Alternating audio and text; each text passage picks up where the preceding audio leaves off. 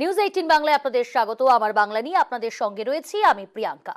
আজ মালদা দক্ষিণে তৃণমূল সুপ্রিমো মমতা বন্দ্যোপাধ্যায় প্রার্থীর সমর্থনে প্রচার করেন, আর সেখান থেকে তিনি মন্তব্য করলেন, মালদা দক্ষিণ যে কেন্দ্রে ভোট ভাগাভাগির অঙ্ক কাজ করে যেতে পারে সেই কেন্দ্রেই জনসভা থেকেই এই ভোট ভাগাভাগির অঙ্ক জানিয়েই তৃণমূলকে ভোট দেওয়ার আর্জি জানালেন তিনি। মালদা জেলায় আমরা কোনোদিনও লোকসভা সিট পাইনি। আপনারা মালদা মুর্শিদাবাদ আমাদের বিধানসভায় ঢেলে দিয়েছিলেন, তাই কিন্তু বিজেপিকে আমরা রুখে দিয়েছিলাম। বিজেপি বাংলায় আসতে পারেনি। যদি তৃণমূল না যেতে, তাহলে যদি এখানে বিজেপি যেতে আপনার ভোটে কংগ্রেসকে ভোট দিয়ে ভোট কেটে, কংগ্রেস জিতবে না বাংলায়, মনে রাখবেন, অন্য জায়গায় জিতবে।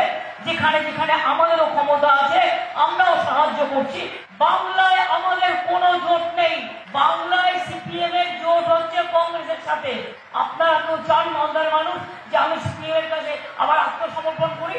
আমি কংগ্রেসের নেতৃবৃন্দকে বলেছিলাম, দুটো সিট তোমাদের দিয়ে দিচ্ছি, তোমরা সিপিএম এর সাথে জোটটা করো না। কিন্তু ওরা কথা শোনেনি। যদি দিল্লিতে সত্যি আপনারা চান বিজেপিকে রুখতে, বাংলায় ভোট কাটাকাটির রাজনীতিতে দয়া করে এবারে যাবেন না। শুধু মালদা দক্ষিণে সুজাপুরি নয়, মালদা উত্তরের হবিবপুর থেকেও তৃণমূলকে ভোটের আর্জি এবং পাশাপাশি বিজেপিকে উৎখাতের ডাক দিলেন তৃণমূল সুপ্রিমো মমতা বন্দ্যোপাধ্যায়। কি এবারও বিজেপিকে ভোট দেবেন? কি আমার আদিবাসী ভাই বোনেরা, আবার বিজেপি? এবার আসলে কিন্তু সব বিক্রি, চাকরিও বিক্রি করে দেবে। এবারেও ভোট দেবেন বিজেপিকে? মা বোনেরা, ভাই বোনেরা, ধামসা মাদল বাজিয়ে বলুন তো আপনারা ভোট দেবেন? সংখ্যালঘু ভোট দেবেন? বিজেপি হচ্ছে পয়জনাস পার্টি, পয়জন থেকে দূরে থাকতে গেলে মনে রাখবেন, আর নেই দরকার বিজেপির সরকার। এবারে অন্তত আপনারা তৃণমূলকে নিরাশ করবেন না, অন্তত একবার দিয়ে দেখুন না তৃণমূল আপনার পাশে থাকে কি থাকে না। দ্বিতীয় দফার ভোট শেষ হয়েছে। তৃতীয় দফা ভোটের আগে বঙ্গে জেপি নাড্ডা, আর 24-এর ভোটে হাতিয়ার এবার সিএ। বাংলায় প্রচারে হিন্দুত্ব আবেগেই শান। বহরমপুরের সভা থেকেই বিরোধীদের আক্রমণ জেপি নাড্ডার। মালদায় দাঁড়িয়ে চড়া সুর মমতা বন্দ্যোপাধ্যায়েরও।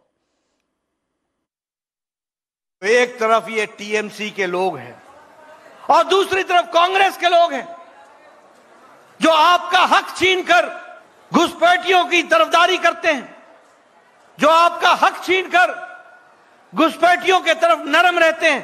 बांग्लादेश से प्रताड़ित होकर के हमारा हिंदू भाई, क्रिश्चियन भाई आया था कि नहीं आया था? आया था कि नहीं बंगाल में? और उनको नागरिकता देने का काम मोदी जी ने किया कि नहीं किया? और ममता जी ने विरोध किया कि नहीं किया? इनके घुसपैठिए क्या लगते हैं? क्या लगते हैं इनके घुसपैठिए जिनके प्रति आप नरम रहते हो? ये जो तुष्टीकरण की राजनीति है, इस तुष्टीकरण की राजनीति का हम विरोध करते हैं।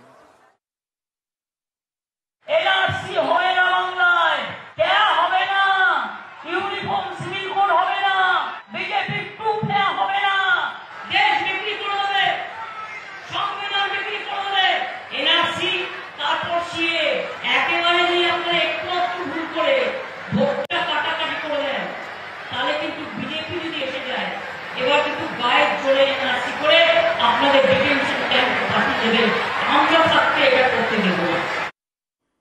আর এদিকে আজ নিজের লোকসভা কেন্দ্র ডায়মন্ড হারবারের সাতগাছিয়ায় জনসভা করলেন অভিষেক বন্দ্যোপাধ্যায়, আর সেখান থেকেই একের পর এক চ্যালেঞ্জ করলেন তিনি। ডায়মন্ড হারবারে বিজেপির কোন সর্বভারতীয় নেতা এসে লড়ুন, সাতগাছিয়া থেকে চ্যালেঞ্জ অভিষেক বন্দ্যোপাধ্যায়। যারা আজকে প্রতিদ্বন্দ্বিতা করতে এসছেন, বলেছিল অভিষেক বন্দ্যোপাধ্যায় 3 নম্বর হবে, 4 নম্বর হবে, হাওয়া তোলার চেষ্টা করেছিল। যে ডায়মন্ড হারবার নিয়ে 5 বছর ধরে কটাক্ষ করেছিল, প্রার্থী খুঁজতে 1.5 মাস লেগে গেছে।